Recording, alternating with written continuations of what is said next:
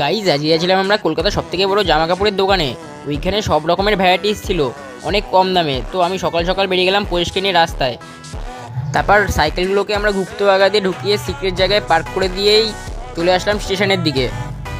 তারপর স্টেশন থেকে আমরা ফটাফট বিনা টিকিটে ট্রেনে উঠে পড়লাম। আমাদের বিনা টিকিটে জার্নি করতে ভালোই মজা ছিল। হঠাৎ একটা কাকা বললো, ভালোই করেছিস টিকিট কাটিস নি। আমিও কাটিনি। এবার ট্রেন থেকে আমরা ফটাফট নেমে পড়লাম। নেমেই আমরা 20 টাকা দিয়ে বাসে উঠে পড়লাম ধর্মতলা যাওয়ার উদ্দেশ্যে। তারপর ধর্মতলা এসে এত কম দামে জার্সির সেটগুলো দেখে আমরা অবাক হয়ে গেলাম। এখানে প্রায় সব জার্সির 100 টাকা থেকে স্টার্টিং। তারপরে আমরা এত কমন ডিজাইন দেখলাম, প্লাস এত ট্রেন্ডিং ডিজাইনগুলো দেখেই আমরা অবাক হয়ে গেলাম। তারপরে এখানে 5 টাকা কিলো ধরে আংটি বিক্রি করছে দাদা। তারপরে অ্যানিমেট শোপিসগুলোও অনেক কম দামে পাওয়া যাচ্ছিলো। তারপরে আমরা হালকা পাতলা কেনাকাটি করে চলে আসলাম বাসে করে লেক টাউন পজিশন মাসিবাড়ি। তারপর পজিশন মাসিবাড়ি থেকে হালকা পাতলা ঘুরে আমরা পাতিপুরে স্টেশন দিয়ে চলে আসলাম ডাইরেক্ট আমাদের বাড়ির দিকে।